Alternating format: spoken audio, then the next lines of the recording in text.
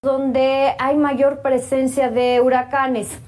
Un dato aquí importante es el tema de las personas que han resultado desplazadas. Durante el 2020 se estimó que fueron 100,000 personas que dejaron sus comunidades debido justamente a haber sido víctimas de algún huracán o al miedo de ser víctimas. Esto es 10 veces más que los desplazados por violencia durante este mismo año, durante el 2020. Y para hablar más sobre este tema, sobre el impacto a estos estados y a estas comunidades, me da muchísimo gusto darle la bienvenida esta tarde al ingeniero Genaro Anita. Él es maestro en gestión de riesgos y protección civil. Ingeniero, ¿cómo estás? Buenas tardes.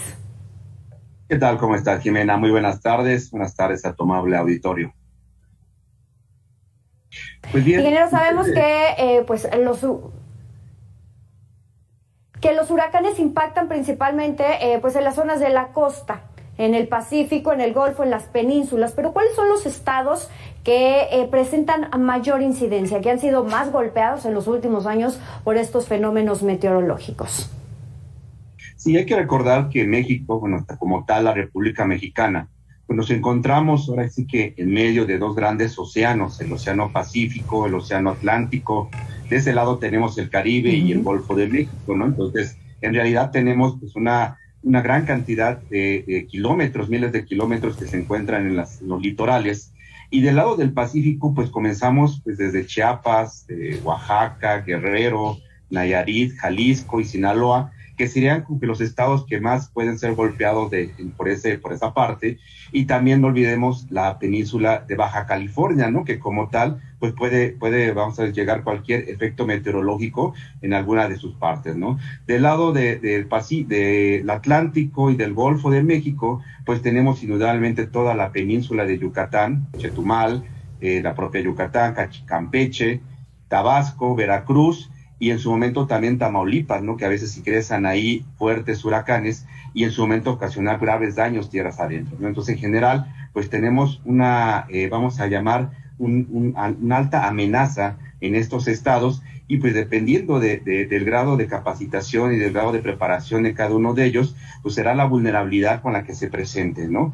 Hay que recordar que los huracanes ya son eventos que se pueden pronosticar y que nos permiten actuar antes de que esto se presente, ¿no? Por ello, pues no deberíamos de tener probablemente personas ya fallecidas, más que daños materiales por estos potentes fenómenos, ¿no? Esto por lo general pues sucede, pues sabemos, en esta temporada de lluvias. Comienza la temporada de huracanes, hay que recordarlo, en la parte del Pacífico a partir del 15 de mayo y en la parte del Atlántico a partir del 1 de junio. Ambas temporadas terminan el 30 de noviembre. Sin embargo, cuando tenemos la mayor cantidad de huracanes con más peligrosidad, pues es precisamente a partir de finales de agosto, septiembre y octubre, ¿no? Noviembre, pues ya estaríamos ya en la parte final. Sin embargo, ha habido años, precisamente el que acabas de mencionar, el 2020, donde tuvimos una gran presencia de estos fenómenos con grandes pérdidas, ¿no? Actualmente, y para el año 2022, vamos a decir, hemos tenido un año en lo que cabe, pues benigno.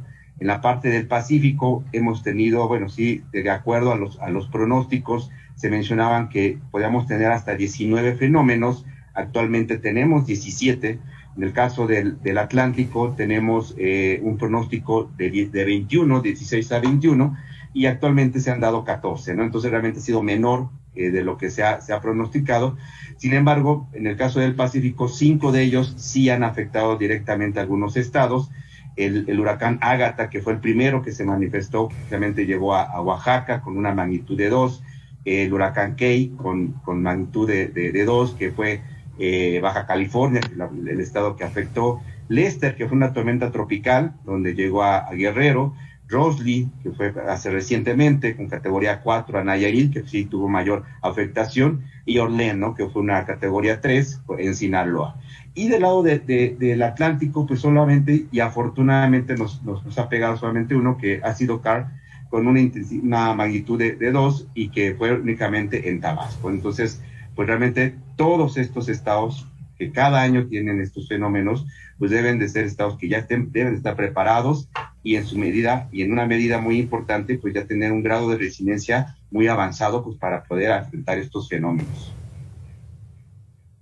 Ingeniero, justamente a eso iba. ¿Cómo es el estilo de vida, cómo es la calidad de vida, cómo es la habitualidad de las comunidades que se encuentran en estos estados donde pegan más los huracanes?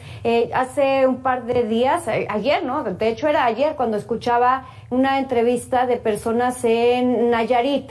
Les pegó Huila, les pegó después Pamela, ahora Roslyn, se desborda en este caso el río Acaponeta y la gente ya está asustada, ya tiene miedo. ¿Cómo viven estas personas, insisto, que se encuentran en comunidades donde año tras año pegan diferentes fenómenos meteorológicos? Bueno, aquí de repente también, vamos a ver, afecta mucho y desafortunadamente el nivel socioeconómico. Mientras tengamos pues mayor pobreza en estas comunidades, vamos a tener una alta vulnerabilidad y por ende va a ser muy difícil que enfrenten este tipo de situaciones, ¿no? Y cualquier otra, ¿no? De todas maneras, ¿no?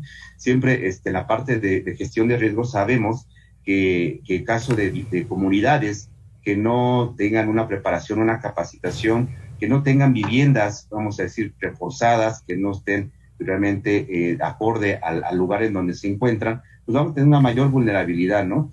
Y por otro lado, pues vamos a hablar un ejemplo, ¿no? A lo mejor Guerrero, ¿no? Tenemos zonas turísticas que a lo mejor pueden tener una cierta resiliencia, una cierta capacidad de respuesta, pero tenemos otras zonas ya dentro de la montaña, adentro, en donde las comunidades a veces tienen poca comunicación, no solamente tienen a lo mejor un camino de terracería y que pues,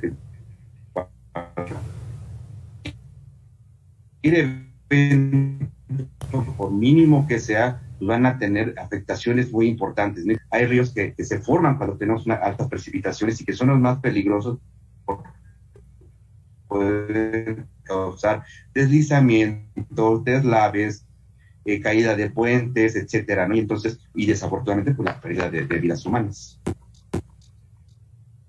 Ingeniero, las autoridades están haciendo lo que les toca en el tema, por ejemplo, de la elaboración y actualización de los atlas de riesgo. Están impidiendo que se establezcan asentamientos irregulares en zonas de riesgo, en zonas de cauces de río, por ejemplo, que podrían ser susceptibles a las inundaciones. Ese ha sido siempre un tema muy difícil precisamente de atacar. Hasta, vamos a decir, todavía en anteriores administraciones, por parte de la SEDATU existía un programa en donde el gobierno federal aportaba cierta cantidad de presupuesto y el gobierno local otra tanta para precisamente actualizar, o ya sea, no solamente actualizar los atlas de riesgo, sino también poder generarlos, ¿no? Un porcentaje muy elevado de los municipios de la República, pues todavía no cuentan con su atlas de riesgos, y algunos que los hicieron precisamente hace 6 años aproximadamente, o hasta más, hasta 10 años, pues ya necesitan actualizarse, ¿no? Y entonces ahí tenemos un grave problema, no tenemos una actualización en la mayoría de los atlas de riesgos. Sí se cuenta con un atlas nacional, pero precisamente se genera con la aportación y la documentación y conocimiento que los municipios y los estados otorgan, en este caso al Centro Nacional de Prevención de Desastres, y bueno, y por otro lado, en el caso de las unidades de protección civil, pues aquí precisamente los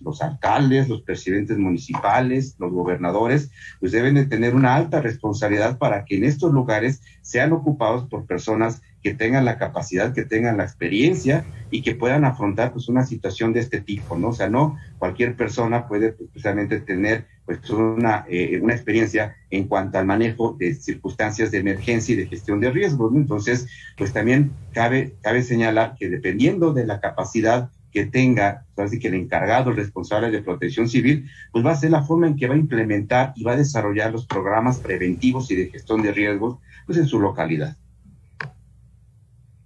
Comentaba ahorita que hay atlas de riesgos que tienen 6 años sin ser actualizados. ¿Qué sería lo ideal? ¿Cada cuánto se tiene que estar actualizando este documento o cada cuánto recomiendan ustedes los especialistas? De hecho, tiene que ser una actualización continua. Como ejemplo, te voy a comentar el caso de la legislación de la Ciudad de México.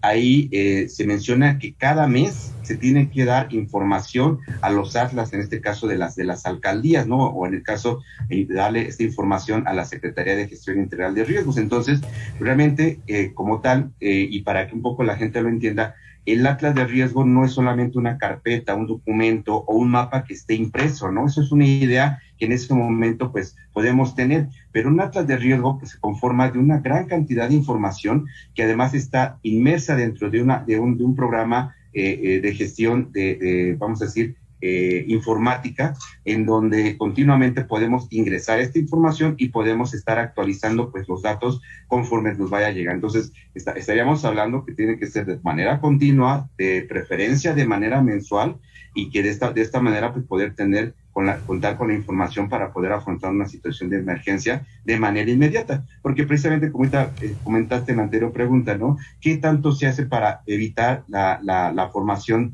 de comunidades o de asentamientos irregulares? Pues bueno, ¿no? Tal vez de repente aparezca, y así sucede de la noche a la mañana, 5 o 10 casas en un lugar, y bueno, en lo que se gestiona su reubicación, hay que añadirlo en el atlas de riesgo, ¿no? Porque sucede una lluvia, sucede a lo mejor hasta un sismo, etcétera, un deslave, y pues a lo mejor no lo tenemos nosotros anotado en nuestro atlas de riesgo, y entonces el apoyo y la ayuda va a tardar mucho porque ni siquiera lo teníamos identificado como una comunidad que estuviese en riesgo, ¿no? Entonces, es continua precisamente el mantenimiento, es como un vehículo, ¿no? Hay que estar dando mantenimiento porque si no, pues nos va a dejar afuera. Regresando al tema de los asentamientos irregulares, es una responsabilidad compartida, por un lado, pues las autoridades de impedir que se establezcan y por otro también el del ciudadano. Sin embargo, llegamos al punto de que a veces por la necesidad. ¿Qué tanta cultura hay en este caso entre los ciudadanos? El respetar, no establecerse en estos puntos o pues el tener en casa un protocolo de seguridad, principalmente en las zonas de la costa donde pegan más los huracanes.